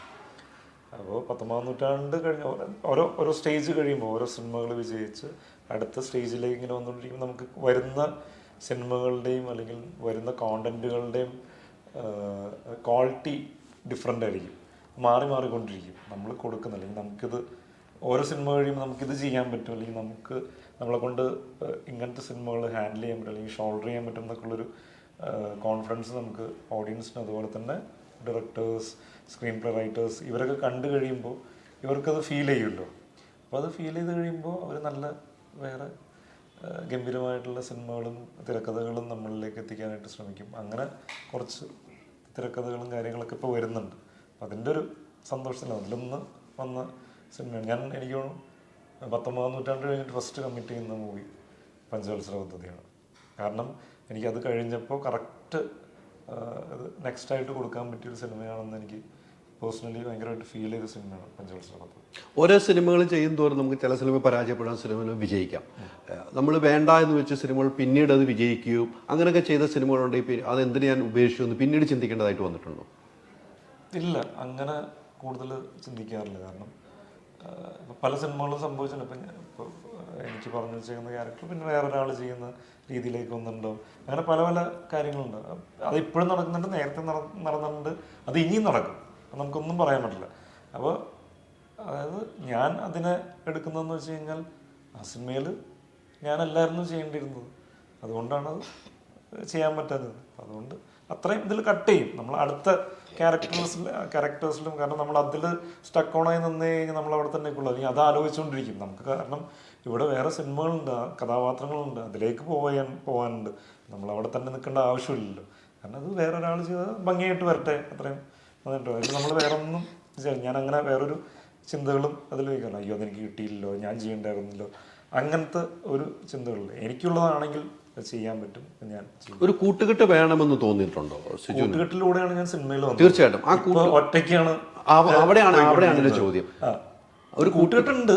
ഞാൻ പറയുന്നത് നമ്മൾ സിനിമയിൽ നമ്മുടേതായിട്ടുള്ള ഒരു സ്ഥാനം ഉറപ്പിക്കാനായിട്ട്, അല്ലെങ്കിൽ നമ്മുടേതായിട്ടുള്ള ഒരു സ്ഥാനത്തിലേക്ക് എത്താനായിട്ട് നമ്മൾ ഒറ്റയ്ക്ക് സഞ്ചരിക്കേണ്ടി വരും. കൂട്ടുകെട്ടുണ്ട്, കൂട്ടുകെട്ടും അല്ലെങ്കിൽ കൂട്ടായ്മ എപ്പോഴും അത് അങ്ങനെ തന്നെ ഉണ്ട്. നമ്മൾ ഒറ്റയ്ക്ക് പോകുമ്പോൾ നമ്മൾ ഒറ്റയ്ക്ക് തന്നെയാണ്, ഒറ്റയ്ക്ക് സിനിമകൾ ചെയ്ത് പോകുമ്പോൾ. അല്ലെങ്കിൽ ആ കംഫർട്ട് സോൺ നമ്മൾ ബ്രേക്ക് ചെയ്തില്ലെങ്കിൽ ആസ് ആൻ ആക്ടർ എനിക്ക് വളരാൻ പറ്റില്ല. നമ്മൾ വേറെ ആൾക്കാർ, ഇപ്പോൾ നമുക്കറിയില്ല, നമ്മുടെ കൂട്ടത്തിലുള്ള ആൾക്കാരല്ലാതെ പുറത്തുനിന്ന് ആൾക്കാർ അല്ലെങ്കിൽ directors, for example Vinayan sir അത്ര എക്സ്പീരിയൻസ്ഡ് ആയിട്ടുള്ള ഡയറക്ടർ, അതുപോലത്തെ ഒരാളാണ് എന്നെ ഈ പറയുന്നില്ല അങ്ങനത്തെ ഒരു ക്യാരക്ടറിലേക്ക് ഹാൻഡിൽ ചെയ്ത്, അല്ലെങ്കിൽ അത്രയും ഒരു എന്താ പറയുക ലാർജ് ദാൻ ലൈഫ് അങ്ങനത്തെ രീതിയിലുള്ളൊരു ക്യാരക്ടറിനെ ഷോൾഡർ ചെയ്യാനായിട്ട് എന്നെ കേപ്പബിൾ ആക്കിയത്. അപ്പോൾ അത് നമുക്കറിയാൻ പറ്റില്ല എവിടെയാണ് നമുക്ക് ഒറ്റയ്ക്ക് റെസ്പോൺസിബിലിറ്റി എടുക്കേണ്ട ഒരു ടൈം വരും. അത് നമ്മൾ ഏറ്റെടുക്കാൻ തയ്യാറായില്ലെന്നുണ്ടെങ്കിൽ നമ്മൾ അവിടെ തന്നെ സ്റ്റക്കായി നിൽക്കുമെന്നാണ് ഞാൻ വിചാരിക്കുന്നത്. ആസ് ആൻ ആക്ടർ ഗ്രോ ചെയ്യില്ല. അപ്പോൾ അത് സംഭവിക്കണം. നമ്മളിപ്പോൾ ഒറ്റയ്ക്ക് പോയിക്കൊണ്ടിരിക്കണം, ഒറ്റയ്ക്ക് എല്ലാവരുമായിട്ട്. ഇപ്പോൾ പ്രേമേട്ടനാണെന്നുണ്ടെങ്കിലും നമ്മൾ അടുത്ത സിനിമ പ്ലാൻ ചെയ്യുന്നുണ്ട്. അപ്പോൾ അത് ആ ഒരു കംഫർട്ട് അല്ലെങ്കിൽ ഒരു കമ്മ്യൂണിക്കേഷൻ, നമ്മൾ തമ്മിലുള്ളൊരു റാപ്പ്, ഇതൊക്കെ അടിപൊളിയായിട്ട് വന്നുകൊണ്ടാണ് അടുത്ത സിനിമകളിലേക്ക് ചിന്തിക്കുന്നത്. അല്ലെങ്കിൽ നമ്മൾ ചിലപ്പോൾ ചിന്തിക്കില്ല സിനിമ ഒക്കെ നമുക്ക് ഒരു എന്താ പറയുക ചെയ്തപ്പോൾ ആ സിനിമ എൻജോയ് ചെയ്യാൻ പറ്റിയില്ലെങ്കിൽ ഒരിക്കലും നമ്മൾ അടുത്ത സിനിമ ചെയ്യാനായിട്ട് നമ്മൾ തീരുമാനിക്കില്ല. ചതി പറ്റിയിട്ടുണ്ടോ സിജു വിൽസന്റെ അടുത്ത്? ചതി പറ്റിയിട്ടുണ്ടോ? ചതി ഇൻ ദ സെൻസ് എങ്ങനെയാണ് സിനിമയിൽ എങ്ങനത്തെ രീതിയിലുള്ള ചതികളാണ്? നേരത്തെ ഒരു കൂട്ടുകെട്ടിലൂടെയാണ് ഞാൻ വന്നത് അല്ലേ? കൂട്ടുകെട്ട് ഇപ്പോഴും തുടരുന്നു. പക്ഷെ നമ്മുടെ സ്വന്തം സ്ഥാനത്തിന് വേണ്ടി നമ്മൾ ഒറ്റയ്ക്ക് യാത്ര ചെയ്തു. ഇവിടെ എവിടെയെങ്കിലും ചതി, ഇത് വേണ്ട സിജു, എനിക്ക് വേണ്ട, സിജുവിനെ എനിക്ക് പറ്റില്ല, അങ്ങനെ ചതിച്ചിട്ടുണ്ടോ കൂടെ നിന്നിട്ട്? അങ്ങനെ ആരും മനഃപൂർവ്വമായിട്ട് ആരും ചതിച്ചിട്ടില്ല. അത് ഞാൻ അങ്ങനെ വിചാരിക്കും. കാരണം ഒരു സാഹചര്യം ഉണ്ടായിരിക്കും. ചിലപ്പോൾ ഒരു സിനിമയിൽ കാസ്റ്റ് ചെയ്ത് വെച്ചിട്ടുണ്ടാവും 19 നൂറ്റാണ്ടിന് മുമ്പായിരിക്കും. അപ്പോൾ ആ സമയത്ത് കാസ്റ്റ് ചെയ്ത് വെച്ച സമയത്ത് എനിക്കൊരു ബിസിനസ് വാല്യൂ അല്ലെങ്കിൽ അങ്ങനത്തെ ഒരു സാധനമൊന്നും ഇല്ല. അപ്പോൾ ഇതിന് ഇത്ര ബഡ്ജറ്റ് വേണ്ടി വരും, അപ്പോൾ ഇങ്ങനെ ഒരു കാസ്റ്റ് ആണെങ്കിൽ ഓക്കെ ആണെന്ന് പറയുമ്പോൾ അവർ ചിലപ്പോൾ ഒരു സിനിമ ചെയ്യാനായിട്ട് വന്നേക്കാം. അവരുടെ ഒരു എല്ലാ പരിപാടികളും മാറ്റിവെച്ച് ആ ഒരു സിനിമയെ ഉറ്റു നോക്കിയിട്ട് അല്ലെങ്കിൽ മുമ്പോട്ട് പോകാനായിട്ട് അത് ഉറ്റു നോക്കിയിട്ടായിരിക്കും അവർ വരുന്നത്. ഞാൻ അവിടെ അവരെ പിടിച്ചു നിർത്തിയിട്ട് എന്നെ വെച്ച സിനിമ ചെയ്യാൻ പറ്റുള്ളൂ, അങ്ങനെ പറ്റില്ലല്ലോ. കാരണം അവര് ഒരു സിനിമ ചെയ്ത് സക്സസ്ഫുൾ ആയി പിന്നീട് നമ്മൾ തമ്മിലൊരു റിലേഷൻഷിപ്പ് ഉണ്ടാവുമായിരിക്കും. പിന്നീട് സക്സസ്ഫുൾ ആയിട്ടൊക്കെ വന്നു കഴിയുമ്പോൾ നമ്മൾ ഒരുമിച്ച് സിനിമ ചെയ്യുമായിരിക്കും. നമ്മൾ അയാളുടെ സിറ്റുവേഷൻ കൊണ്ടായിരിക്കും അയാൾ അങ്ങനെ ചെയ്യുന്നത്. അതിനൊരിക്കലും നമ്മൾ ചതിയായിട്ടോ അങ്ങനത്തെ രീതിയിലൊന്നും കാണേണ്ട ആവശ്യമില്ല. അങ്ങനെയൊക്കെ ഒരുപാട് സംഭവിച്ചിട്ടുണ്ട്. ഈ കാസ്റ്റിംഗ് വന്നിട്ട് പിന്നീട് മാറിപ്പോയിട്ടുണ്ട്. ഞാൻ അതിനെയൊക്കെ കാണുന്നത് ഞാൻ നേരത്തെ പറഞ്ഞ പോലെ തന്നെ അത് ഞാൻ ചെയ്യേണ്ട കഥാപാത്രമല്ല, എനിക്ക് വേറെ കഥാപാത്രങ്ങൾ വരും. ഒരുപാട് കഥാപാത്രങ്ങൾ ഉണ്ടാവുന്നുണ്ടല്ലോ, ഒരുപാട് ഫിലിം മേക്കേഴ്സ് ഉണ്ട്, ഒരുപാട് സിനിമകൾ വരുന്നുണ്ട്, ഒരു ലോട്ട് ഓഫ് ഓപ്പർച്യൂണിറ്റീസ് ആണ്, ഒരുപാട് ആർട്ടിസ്റ്റുകൾ വരുന്നുണ്ട്, പുതിയ ആൾക്കാർ വരുന്നുണ്ട്, ഒരുപാട് അവസരങ്ങളുണ്ട് ഇവിടെ. അത് നമ്മൾ നല്ല രീതിയിൽ വിനിയോഗിച്ച് കഴിഞ്ഞാൽ നമുക്ക് മുമ്പോട്ട് പോകാനുള്ള നല്ല കഥാപാത്രങ്ങളും നല്ല സിനിമകളും തീർച്ചയായിട്ടും കിട്ടും. ഒന്ന് വീണു എന്ന് തോന്നിയപ്പോൾ ഒന്ന് കൈപിടിച്ചു ഉയർത്താൻ നമുക്ക് കുറേ സുഹൃത്തുക്കളാണ് അല്ലേ? ഒന്ന് വീണു എന്ന് അങ്ങനെ ഒരു പേര് പറയുകയാണെങ്കിൽ, ഒരാളുടെ പേര് പറയുകയാണെങ്കിൽ ആരെ പറയാൻ പറ്റും? അങ്ങനെ ഒരാളുടെ പേരിൽ പറയാൻ പറ്റില്ല.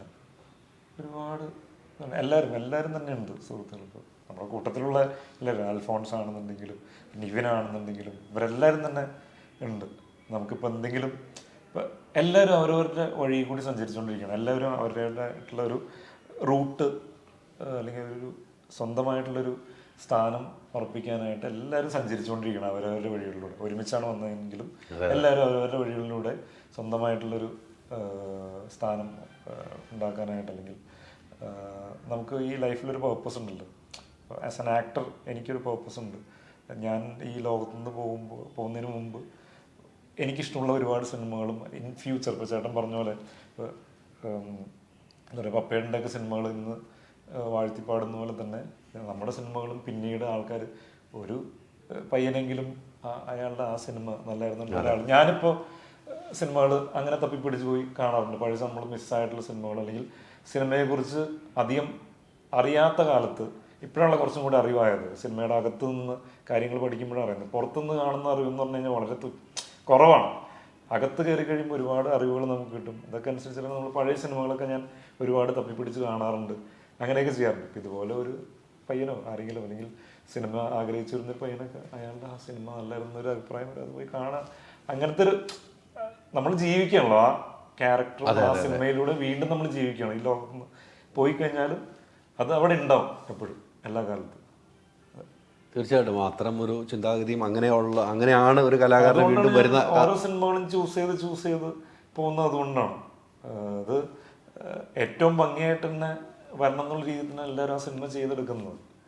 സിനിമ എന്ന് പറയുന്നത് കൂട്ടായ പരിപാടിയാണ്. അത് എല്ലാവരും ഒരുമിച്ച് ഒരേ മനസ്സോടെ ചെയ്തു വരുമ്പോൾ ഉഗ്രൻ സിനിമകളുണ്ടാവും. അപ്പം ഇതിൽ എന്താ പറയുക, ഒരാൾ അതിൽ നിന്ന് മാറി നിന്ന് കഴിഞ്ഞാൽ ചിലപ്പോൾ സിനിമ മൊത്തത്തിൽ പ്രശ്നം വരും. തീർച്ചയായിട്ടും അതുകൊണ്ടായിരിക്കും പല സിനിമകളിലും പല പ്രശ്നങ്ങളും അങ്ങനത്തെ സംഭവങ്ങളൊക്കെ സംഭവിക്കുന്നത്. പിന്നെ അൾട്ടിമേറ്റ്ലി ഇത് പ്രൊഡ്യൂസ് ചെയ്യുന്ന ഒരാളുണ്ട്, അയാൾക്ക് ലാഭമായിട്ട് വരുന്നു. അൾട്ടിമേറ്റ്ലി ഒരു ബിസിനസ് മൂല്യം കൂടി ഉണ്ടല്ലോ അതിനകത്ത്. ഇതെല്ലാം കൂടി ചേർന്ന് വരുമ്പോൾ നല്ല സിനിമകൾ ഉണ്ടാകുന്നുണ്ട്. അങ്ങനെ സിനിമകൾ ഉണ്ടാകുന്നുണ്ട്. അതുകൊണ്ടാണല്ലോ റീസെന്റ് ഇപ്പോൾ നോയിക്കോളൂ എന്തായാലും നല്ല സിനിമകളാണ് എല്ലാ സിനിമകളും. ഇപ്പോൾ സിജു പറഞ്ഞപ്പോഴാണ് നിവിൻ ഈ സിനിമയിൽ പറഞ്ഞ ഒരു ഡയലോഗ് ഉണ്ട്, ഒറ്റയ്ക്ക് വഴിവെട്ടി തെളിച്ച് വന്നവനാടാ ഞാൻ പറയണത്. ഞാനിപ്പോ കൂട്ടത്തോടെ വന്നിട്ട് ഇപ്പൊ ഒറ്റയ്ക്ക് വഴിവെട്ടി തെളിച്ചുകൊണ്ടിരിക്കണം. കൂട്ടത്തോടെ വന്നിട്ട് സിജു ഇപ്പോൾ ഒറ്റയ്ക്ക് വഴിവെട്ടി അങ്ങ് പോവുകയാണ്. അതാണ് നിവിൻ ആ കഥാപാത്രത്തിൽ പറഞ്ഞിരിക്കുന്നത്. ഗംഭീര ഡയലോഗാണ്. നിവിൻ എന്താണെന്ന് നിവിൻ പറയുവാണ് അല്ലെ. നിവിൻ എന്താണ്, നിവിൻ എങ്ങനെയാണ് വന്നതെന്ന് നിവിൻ കൃത്യമായിട്ട് പറഞ്ഞു വെക്കുന്നത് സിനിമ. അത് ആ വർഷങ്ങൾക്ക് ശേഷം കാണുമ്പോൾ നമുക്കറിയാം. അങ്ങനെയാണ് എല്ലാ ആളുകളും ആകേണ്ടത്. എനിക്ക് തോന്നുന്നു ഒറ്റയ്ക്ക് വഴിവെട്ടി പോകണം, കൊണ്ടുവരാൻ ആളുണ്ടാവും, പിന്നീട് നമ്മൾ വളരണം. അതെ, ഈവൻ നെപ്പോ കിഡ്സ് എന്ന് പറയുന്നുണ്ടെങ്കിലും അവര് ഒറ്റയ്ക്ക് വഴിവെട്ടി പോയി കഴിഞ്ഞാൽ അവർക്കും മുമ്പോട്ട് സഞ്ചരിക്കാൻ പറ്റുള്ളൂ. ഒരു സിനിമ 2 സിനിമയൊക്കെ കിട്ടും, അല്ലെങ്കിൽ അവർക്ക് ഒരുപാട് ഓപ്ഷൻസ് ഉണ്ടാവും. പക്ഷെ അൾട്ടിമേറ്റ്ലി ഇത് ഓഡിയൻസ് അക്സെപ്റ്റ് ചെയ്യുക, അല്ലെങ്കിൽ കണ്ടുകൊണ്ടിരിക്കുന്ന പ്രേക്ഷകർക്ക് എത്രത്തോളം അവരായിട്ട് കണക്ട് ആവുക, അല്ലെങ്കിൽ എത്രത്തോളം അക്സെപ്റ്റ് ചെയ്യാമെന്ന് വരുന്നത് അവർ തന്നെ ഒരു എഫേർട്ട് എടുത്ത് അതിന് വേണ്ടിയിട്ട് എന്താ പറയുക, ആ സിനിമ നന്നാവാൻ വേണ്ടി അവരുടെ ഭാഗത്തു നിന്നുള്ള എഫേർട്ടും കാര്യങ്ങളൊക്കെ വന്നു കഴിയുമ്പോഴാണ് എന്താ പറയുക ആൾക്കാരെ അക്സെപ്റ്റ് ചെയ്യുക. തീർച്ചയായിട്ടും ആടുജീവിതം തന്നെ നോക്കിക്കോളും. എന്ത് സംശയിക്കണം. അദ്ദേഹം പറഞ്ഞിട്ട് ഇവിടെ വളരെ പ്രഗത്ഭരായിട്ടുള്ള സുകുമാരൻ സാറിൻ്റെ മകനാണ്. അദ്ദേഹം ഗോഡ് ലൈഫിന് വേണ്ടിയിട്ട്, ആടുജീവിതത്തിന് വേണ്ടി അത്ര എഫേർട്ട് എടുത്തുകൊണ്ടാണ് ആൾക്കാർ അക്സെപ്റ്റ് ചെയ്ത് അത് എന്താ പറയുക അംഗീകരിക്കുന്നത്. അപ്പോൾ അങ്ങനെ തന്നെയാണ് വളർന്നു വന്നേക്കുന്നത്. അല്ല, നമ്മൾ ഒറ്റയ്ക്കുള്ള യാത്രയാണ് എപ്പോഴും നമുക്ക് സേഫ് കേട്ടോ. കൊണ്ടുവരാൻ ഒരാളുണ്ടെങ്കിൽ പിന്നീട് നമ്മൾ ഒറ്റയ്ക്ക് അവർക്കൊന്നും ബാധ്യതയാകാതിരിക്കുക, നമ്മൾ നമ്മുടെ വഴി കെട്ടി പോവുക. മാഷിന് എന്നാ ഞാൻ കേസുകളിൽ കൊണ്ടുവന്നു. അപ്പോൾ മാഷ് ഇങ്ങനെ ഒറ്റയ്ക്കുള്ള യാത്രയല്ലേ.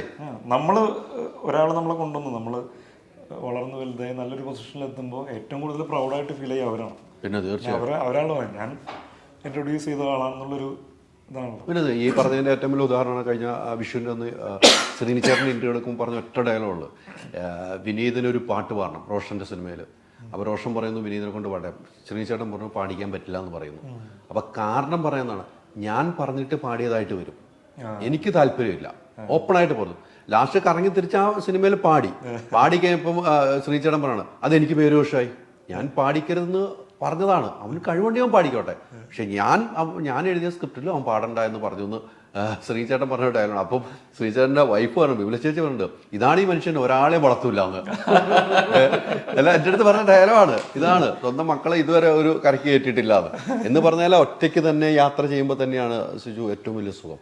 അതെ, ഒറ്റയ്ക്ക് ഇതെല്ലാം മാനേജ് ഞാനിപ്പോൾ 14 വർഷമായി. ഇപ്പോൾ ഒറ്റയ്ക്ക് കുറേ കാര്യങ്ങൾ പഠിക്കണ്ട. ഒരു സിനിമ ഷോൾഡർ ചെയ്യാന്നുണ്ടെങ്കിൽ ഈസി ആയിട്ടുള്ള കാര്യമല്ല. ഒരുപാട് എന്താ പറയുക റെസ്പോൺസിബിലിറ്റീസ് ഉണ്ട്, ഒരുപാട് കാര്യങ്ങൾ മാനേജ് ചെയ്യാനുണ്ട്, ഇതെല്ലാം നോക്കാനുണ്ട്. അപ്പോൾ ആ ഒരു റെസ്പോൺസിബിലിറ്റിയിലേക്ക് എത്തുക എന്നുള്ളതാണ്. ഞാൻ ഹാപ്പി വെഡ്ഡിങ് എന്ന് പറയുന്ന സിനിമയാണ് ഞാൻ ആദ്യമായിട്ട് ഒരു ലീഡ് ക്യാരക്ടർ ചെയ്യുന്നത്. അത് കഴിഞ്ഞിട്ട് ഞാൻ കുറേ സിനിമകൾ വന്നെങ്കിലും ഞാൻ പിടിച്ചില്ല. എനിക്ക് അതിനുള്ള കോൺഫിഡൻസ് ഉണ്ടായിരുന്നില്ല, കാരണം അത്രയും വിവരം എനിക്ക് അത്ര ഉണ്ടായിരുന്നുള്ളൂ. ഇന്ന് ഇത്രയും സിനിമകൾ ചെയ്ത് കഴിഞ്ഞപ്പോൾ കുറച്ചും കൂടി കാര്യങ്ങൾ അറിയാം. അപ്പോൾ ലീഡായിട്ടുള്ള സിനിമ അല്ലെങ്കിൽ ലീഡ് കഥാപാത്രങ്ങൾ ടേക്ക് കെയർ ചെയ്യാനുള്ളൊരു കേപ്പബിലിറ്റിയിലേക്ക് എത്തി എന്നുള്ളൊരു കോൺഫിഡൻസ് എനിക്ക് ഇപ്പോൾ വന്നിട്ടുണ്ട്. അതുകൊണ്ടാണ് ബാക്ക് ടു ബാക്ക് സിനിമകൾ ഇപ്പോൾ ചെയ്യാൻ ശ്രമിച്ചുകൊണ്ടിരിക്കുന്നത്. അതിപ്പോൾ സിജി പറഞ്ഞതിനെ എനിക്ക് തോന്നുന്നു വളരെ പോസിറ്റീവായിട്ടാണ് അതിൻ്റെ റിസൾട്ട് വന്നുകൊണ്ടിരിക്കുന്നതെന്ന് എനിക്ക് തോന്നിയിട്ടുണ്ട്. ഉദാഹരണത്തിന് നമ്മൾ എഡിറ്റ് ചെയ്യുന്ന സമയത്ത് കിരൺ ദാസാണ് നമ്മുടെ പടം എഡിറ്റ് ചെയ്യുന്നത്. ഒരുപാട് ഹിറ്റുകളൊക്കെ ചെയ്ത് രോമാഞ്ചൊക്കെ എഡിറ്റ് ചെയ്ത്, അപ്പോൾ പുള്ളി പല പോർഷൻസും കാണുമ്പോൾ പറയും ഇയാൾ ഭയങ്കര രസമായിട്ടുണ്ടല്ലോ എന്ന് കിരൺ ഇങ്ങനെ ഒരു ആത്മാഗതം പോലെ പറഞ്ഞിരുന്നു. ആക്ഷൻ സീക്വൻസസ് ഒക്കെ പറഞ്ഞത് യുവ തലമുറയിൽ ഇത്രയും ഗംഭീരമായിട്ട് ടൈമിംഗ് ഒക്കെ എനിക്ക് ഫീൽ ചെയ്തിട്ടില്ല കേട്ടോ. അതൊരു എഡിറ്റർ ഇത് ഓരോ ഫ്രെയിമൊക്കെ എടുത്ത് ചെയ്യുന്ന ഒരാൾ പറയുന്നതാണ്.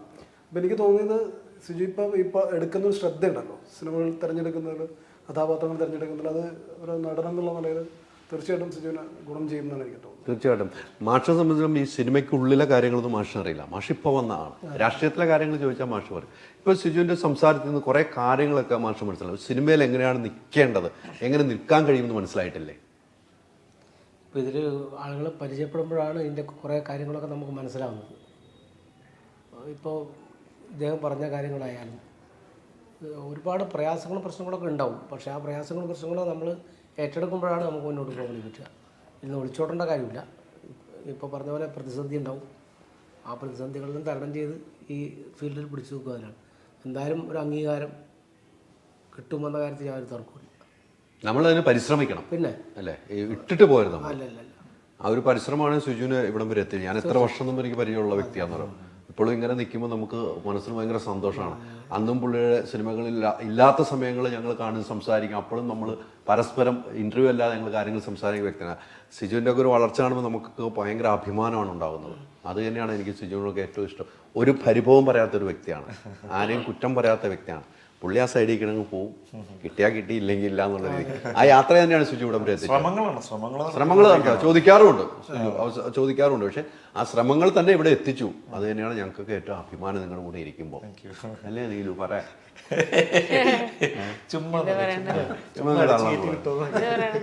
കുറെ കാര്യങ്ങള് ഇപ്പൊ ഞാനൊക്കെ ഇത്രയും വർഷമെങ്കിലും ഇത്രയും പക്വതയോടെ സംസാരിക്കാൻ എനിക്കറിയില്ല. ചേച്ചി ഞാനൊക്കെ എന്റെ പഴയ ഇന്റർവ്യൂ നല്ല കോമഡിയാണ്. ഞാനൊന്നും കാണാറ് പോലും ഇല്ല. ഞാനിങ്ങനെ ഇരുന്നു കുറെ നേരം ഇത്രയൊക്കെ ചിന്തിക്കുന്നുണ്ടല്ലോ ഈ കുട്ടീന്ന് ഞാൻ വിചാരിച്ചു. ഏറ്റെടുത്ത് തുടങ്ങിയതൊക്കെ ഇപ്പോഴാണ് നമുക്ക്. അതല്ല, ഭയങ്കര രസമായിട്ട് സംസാരിച്ചു. എനിക്കൊക്കെ ഇപ്പൊ നേരത്തെ അലി പറഞ്ഞ പോലെ മാഷിന്റെ അടുത്ത് ചോദിച്ച പോലെ എൻ്റെ അടുത്ത് ചോദിച്ചെങ്കിൽ ഞാൻ പറഞ്ഞേനെ ഈ കുറെ കാര്യങ്ങൾ ഇത്രയൊക്കെ ചിന്തിക്കുന്നുണ്ടല്ലോ. അത് എല്ലാരെ കുറിച്ചും ഭയങ്കര പോസിറ്റീവായിട്ടാണ് പറഞ്ഞിരിക്കണേ. ഒരു ചോദ്യം ചോദിച്ചില്ല ആരെങ്കിലും ഇതിന്റെ ഇടയ്ക്ക് തള്ളിയിടാൻ, അല്ലെങ്കിൽ അതിന്റെ മറുപടി പറഞ്ഞതാണ് എനിക്ക് ഭയങ്കര ഇതാണ്. അത് കറക്റ്റാണ് പറഞ്ഞത്. നമ്മുടെ ലൈഫിൽ ഒറ്റയ്ക്ക് യാത്ര ചെയ്യുമ്പോൾ അങ്ങനെ ഒരുപാട് സംഭവിച്ചിട്ടുണ്ട്. പക്ഷെ ഞാനൊക്കെ അവരായിട്ട് നല്ല റിലേഷൻഷിപ്പിലാണ്. എനിക്കറിയാലോ, ഇപ്പോഴും നല്ല ബന്ധത്തിൽ പോവാണല്ലോ. അതെ, നമ്മള് ലൈഫിൽ നേരത്തെ പറഞ്ഞ കാര്യം സത്യമാണ്. നമ്മളെപ്പോഴും ലൈഫിൽ ഒറ്റയ്ക്ക് തന്നെ യാത്ര ചെയ്യേണ്ടത്. എല്ലാവർക്കും അവരുടേതായ കാര്യങ്ങളുണ്ടാവും. അവരുടെ 100,000 പ്രശ്നങ്ങൾ നമ്മളുടെ തലയിലേക്ക് വീണ്ടും വരികയാണ്, നമ്മളുടെ പ്രശ്നങ്ങൾക്കിടയിൽ നമ്മൾ യാത്ര ചെയ്തുകൊണ്ടിരിക്കുമ്പോൾ. അപ്പോൾ അതിൻ്റെ ആവശ്യമില്ല. നമ്മൾ ഒറ്റയ്ക്ക് യാത്ര ചെയ്യുമ്പോൾ നമുക്ക് കൂടുതൽ ശക്തി കൂടിക്കൊണ്ടേയിരിക്കുക, എനർജി കൂടുതലാണ് കിട്ടണേ. എനിക്ക് ലൈഫിൽ തോന്നിയിട്ടുള്ളത് അങ്ങനെ. ഞാനൊക്കെ ഒറ്റയ്ക്ക് ലൈഫിൽ യാത്ര ചെയ്യണതാണ്. പ്രശ്നങ്ങളോട് പ്രശ്നങ്ങൾ, പ്രത്യേകിച്ചും എനിക്ക് ഒരുപാട് പ്രശ്നങ്ങളായിരുന്നു. അപ്പോൾ അവിടെ നിന്നൊക്കെ എന്നെ പിടിച്ചു നിർത്തുന്നത് എൻ്റെ ഒറ്റയ്ക്കുള്ള യാത്ര തന്നെയാണ്. ഇപ്പോഴും ഒറ്റയ്ക്കുള്ള യാത്ര തന്നെയാണ്. അല്ല, നമ്മൾ എപ്പോഴും നമ്മുടെ പ്രശ്നങ്ങൾ നമ്മുടെ മനസ്സിൻ്റെ ഉള്ളിലിരുത്തി പ്രേക്ഷകരെ ചിരിപ്പിക്കാനും കരയിപ്പിക്കാനും നമ്മൾ പോകുന്നുണ്ടെങ്കിൽ അവരാണല്ലോ യഥാർത്ഥ കലാകാരന്മാർ. അവരൊന്നും എല്ലാം മറന്നുകൊണ്ടല്ല സ്ക്രീനിൽ നമ്മൾ ചിരിപ്പിക്കുകയും ചിന്തിപ്പിക്കുകയും കരയിപ്പിക്കുകയും. അവരുടെ ഉള്ളിലൊക്കെ എന്തൊക്കെ പ്രശ്നങ്ങളുണ്ട്. ഇപ്പോൾ ഞാനിവിടെ ഇരിക്കുമ്പോൾ എനിക്ക് എന്തൊക്കെ പ്രശ്നങ്ങൾ കാണും. ഞാൻ ഇത്രയും സംസാരം അങ്ങനെയുള്ളവർക്ക് വിജയമുള്ളൂ. ആ വിജയമാണ് സിജു വിൽസൻ്റെ ഒക്കെ ഇത്ര നാളത്തെ യാത്രയിലുണ്ടായിരിക്കണം. എനിക്ക് കൃത്യമായിട്ട് ചേട്ടാ എനിക്കറിയാം, കൃത്യമായിട്ട് ഒത്തിരി കഷ്ടപ്പെട്ട് ഒത്തിരി യാത്ര ചെയ്ത് വന്ന ഇപ്പോഴും ഈ സിനിമയിലും ഇങ്ങനെ വരുന്നുണ്ടെങ്കിൽ നമ്മുടെ കഷ്ടപ്പാട് നമ്മുടെ ഉള്ളറിഞ്ഞ ആളുകൾ വിളിക്കുന്നത് കൊണ്ടാണ്. അങ്ങനെയല്ല ഈ സംവിധാനം അവിടെ എത്തിയതും, അല്ലേ? വീട്ടിലൊക്കെ ഇരിക്കുമ്പോൾ അപ്പോൾ എൻ്റെ അമ്മയും കുട്ടികളും എന്നോട് ചോദിക്കാറുണ്ട്, നീ എന്താ ചിരിക്കാത്തെന്ന് ചോദിക്കാറൊക്കെ. നീ എന്താ എവിടെയാണ് നീ ഇരിക്കണേന്നൊക്കെ ചോദിക്കും. കാരണം വെച്ചാൽ ഞാൻ പലപ്പോഴും ഇപ്പോൾ വർക്ക് കഴിഞ്ഞ് വീട്ടിലെ കാര്യങ്ങൾ കഴിഞ്ഞാൽ പിന്നെ എപ്പോഴും ഞാൻ എന്തോ ചിന്തിച്ചിരിക്കുന്ന ഇവർ ചോദിക്കണേ. സത്യമാണ്, എൻ്റെ ചിന്തകളാണ്, എൻ്റെ ലൈഫാണ് എൻ്റെ ചിന്തകൾ. ഇന്ന് കഴിഞ്ഞു നാളെ എങ്ങനെ എന്നുള്ളത് മാത്രമല്ല, എങ്ങനെ എല്ലാവരെയും സേഫാക്കാം, ഞാനെങ്ങനെ സേഫാകും, എൻ്റെ കൂടെയുള്ള ആൾക്കാരെയും കൂടി പ്രൊട്ടക്ട് ചെയ്യേണ്ടത് എൻ്റെ ഉത്തരവാദിത്തമാണ്. അപ്പോൾ ഞാൻ തന്നെ ചിന്തിച്ച് പോയാൽ മാത്രമേ ഇവരെല്ലാം സേഫ് ആവുള്ളൂ എന്ന് മാത്രമല്ല, എൻ്റെ ജോലിയിൽ എനിക്ക് കുറേ കാര്യങ്ങളുണ്ട്. അപ്പോൾ വീട്ടിലെ പ്രശ്നങ്ങൾ, ജോലി സ്ഥലത്ത്, അപ്പോൾ ഇതെല്ലാം കൂടി ഒറ്റയ്ക്ക് ഒരാൾ ചിന്തിക്കുമ്പോൾ സ്വാഭാവികമായിട്ട് നമ്മൾ ചിരിക്കാൻ പോലും മറന്നുപോകും. നാളെ കുറേ പരാതികൾ കേൾക്കാൻ പറ്റും നമുക്ക്. നമ്മൾ അവരുടെ അടുത്ത് ചിരിച്ചില്ല, സംസാരിച്ചില്ല, അവർക്ക് വേണ്ടി ടൈം സ്പെൻഡ് ചെയ്തില്ല എന്നൊക്കെ. പക്ഷെ നമ്മൾ ടൈം മൊത്തം നമ്മുടെ ലൈഫിനെ ഇങ്ങനെ കൊണ്ടുപോകാൻ വേണ്ടി കിടന്ന് കഷ്ടപ്പെടുകയാണ്. അങ്ങനെയൊക്കെയാണ് ജീവിതം. എല്ലാവരും ഈ പറഞ്ഞ ഇപ്പോൾ പറയുമ്പോഴും എവിടെയാണ് മനസ്സെന്ന് നമ്മൾ വെറുതെ ചിന്തിച്ചാൽ മതി. ആ മനസ്സ് എവിടെയാണ് പോയിട്ട് പറയുന്നത് നമ്മൾ. ഇതൊക്കെ ജീവിതത്തിലുള്ളതാണ്. അതാണ് എല്ലാവരുടെ ലൈഫ്. അതാണ് നമ്മൾ ഒരാളെ കൂട്ടുപിടിക്കുന്നതിനൊക്കെ നല്ലത് ഒറ്റയ്ക്ക് പോകണമെന്ന് ഞാൻ പറഞ്ഞ കാരണം എല്ലാവരുടെയും ലൈഫ് അവരുടെ കൈകളിൽ തന്നെയാണ്. അപ്പോൾ അവരെ കൂട്ടുപിടിക്കാന്നുള്ളത് നമ്മൾ ഒറ്റയ്ക്ക് അങ്ങ് പോയാൽ പോരെ. അവരുടെ ലൈഫെങ്കിലും അവർ മര്യാദ കൊണ്ടുപോകട്ടെ. കലംബാസിന്റെ അനുഗ്രഹം ഉള്ളതുകൊണ്ടൊക്കെ അവിടെയാണ് അനുഗ്രഹം. അവിടെ സിനിമയിലേക്ക് വന്നു. മാഷ് ഇവിടെ എനിക്ക് ഒറ്റ ചിന്തയുള്ളൂ, ഇലക്ഷനാണ് ബൂത്തി പോകാൻ പറ്റാത്ത. അല്ല മാഷ്, മാഷിന് ഇന്ന് ഇപ്പൊ എവിടെയാണെന്നറിയോ? മാഷ് ഇവിടെ ഒന്നുമില്ല, ഇലക്ഷൻ ഇനി 2 ദിവസമുള്ളൂ, പോകാണ്ട് അവിടെ പോകാണ്ട് വോട്ട് പിടിക്കാണ്ട്. മാഷിന്റെ ചിന്ത അങ്ങോട്ട് പോയിട്ടുണ്ട് നോക്കണം. പോയാ അതും ഒരു പ്രധാനപ്പെട്ട വിഷയമല്ല. പറയാം, കലംബാസുറിന്റെ വിജയവും ഇലക്ഷന്റെ വിജയവും രണ്ടും നമ്മളെ സംബന്ധിച്ചിടത്തോളം പ്രധാനപ്പെട്ട തന്നെയാണ്. ഇത്തവണ എവിടെയെങ്കിലും പോയില്ല? കുറേ സ്ഥലത്തൊക്കെ പോയിരുന്നല്ലോ. വടകര പോയി, ശരിയായിട്ട് ടീച്ചറിന്റെ അടുത്ത് പോയി. പിന്നെ നമ്മളെ കാസർഗോഡ് MP ബാലകൃഷ്ണൻ മാഷ്, പിന്നെ കണ്ണൂർ MP ജയരാജൻ, 3 മണ്ഡലത്തിലെ പോയി. ഇത്തവണ സമയം കിട്ടിയുള്ളൂ. അങ്ങനെ പോയി അല്ലേ? സിനിമയുടെ ഒരു തിരക്കും അവർക്കൊക്കെ അറിയാലോ. മാഷിങ്ങനെ സിനിമയിലേക്ക് പോവാണ്. കഴിഞ്ഞ ദിവസം ശൈല ടീച്ചറിന്റെ വലിയ പരിപാടി ഉണ്ടായിരുന്നു ഇവിടെ. ഹരിശ്രീകൃഷ്ണനൊക്കെ പോയിട്ടുണ്ടായിരുന്നു. അശ്വൻ ചേട്ടനൊക്കെ പോയി എന്നെ വിളിച്ചായിരുന്നു പോണ കാര്യത്തൊക്കെ പറഞ്ഞു. എന്തായാലും ഇലക്ഷൻ്റെ ചൂട്, അതോടൊപ്പം നമ്മുടെ സിനിമയുടെ ചൂട്, 2 ചൂട് ഒരേ ദിവസം 26-ാം തീയതി വെള്ളിയാഴ്ച ദിവസം. ചൂട് നല്ല തണുത്ത് വരുമ്പോഴത്തേക്ക് നമ്മൾ ഹൈപ്പായിട്ട് ചൂടോട് വിളിക്കാം. അതാണ് ഇതിനകത്ത് ഒരു പ്രയർ ഉണ്ട് അല്ലേ? ഒരു പ്രയർ ഉണ്ട്. അത് പറയണത് അല്ല, ഈ വോട്ടിംഗ് ദിവസം വോട്ട് ചെയ്ത് കലംബാസുറിനെയും കൂടെ ദർശിച്ചാൽ വളരെ വിശേഷമാണ്. എങ്ങനെ വോട്ട് ചെയ്ത് അല്ല ഇവിടുന്ന് പറയണത് എനിക്കിഷ്ടം. വോട്ട് ചെയ്ത് കലംബാസുറിനെയും ദർശിച്ചാൽ നല്ലത്. സമ്മതിച്ച്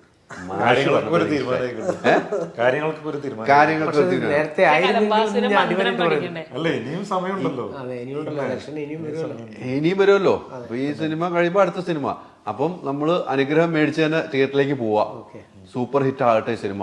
മാഷിന്റെ മനോഹരമായ ഒരു 2 ലൈൻ ഗാനത്തോടെ നമ്മൾ അവസാനിക്കും. പിന്നെ പാടും മാഷ്. അത് കഴിഞ്ഞ് മനോഹരമായിട്ടുള്ള 2 ലൈനും കൂടി കഴിഞ്ഞിട്ട് നമുക്ക് അവസാനിപ്പിക്കാം. പറയൂ മാഷെ, വരട്ടെ. എന്ത് പാട്ട്? പിന്നെ പിള്ളേരെ പറ്റിക്കാൻ വേണ്ടി മാഷ് പിള്ളേരെ പറ്റിക്കാൻ വേണ്ടി എല്ലാ സ്ഥലത്തും പോയി പാട്ട് പാടും. അവിടെ പോയിട്ട് അപ്പൊ അങ്ങ് പാട്ട് പാടും. പഴയ പ്രണയഗാനം വേണോ അതോ വിഷാദ?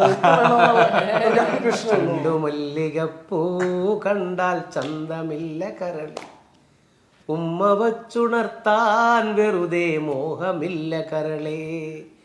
ചെണ്ടുമല്ലികപ്പൂ കണ്ടാൽ ചന്തമില്ല കരളേ, ഉമ്മ വച്ചുണർത്താൻ വെറുതെ മോഹമില്ല കരളേ. അനവധി വെൺകൊറ്റക്കുട ചൂടി അരവാരം തകതാളം തല്ലി. ഇങ്ങനെ പിടിക്കൂ. ഇവിടെ സംഘത്ത് കലംബാസുര സർവരാജ രക്ഷക സൗരയൂഥ പാലക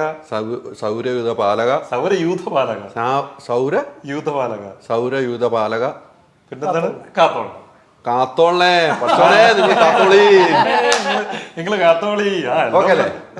അപ്പൊ അങ്ങോട്ടും ഇങ്ങോട്ടും അനുഗ്രഹമുണ്ട്. നല്ല അനുഗ്രഹമുണ്ട്. പുറകിലിരുന്ന് അനുഗ്രഹിക്കുന്നുണ്ട്. ഇത് തിയേറ്ററിൽ പോയി കാണുമെന്ന് പറയുന്നത് വേറൊരു കാര്യങ്ങളുണ്ട്.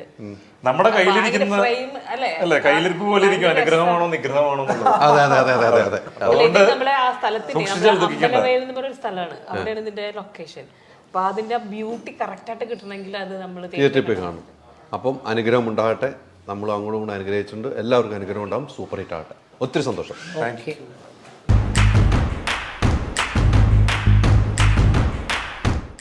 ഓക്സിജനിൽ ഏപ്രിൽ 10 വരെ AC-കൾക്ക് വമ്പിച്ച വിലക്കുറവ്. ഉടൻ ഷോറൂം വിസിറ്റ് ചെയ്യൂ. Oxygen, the cooling expert.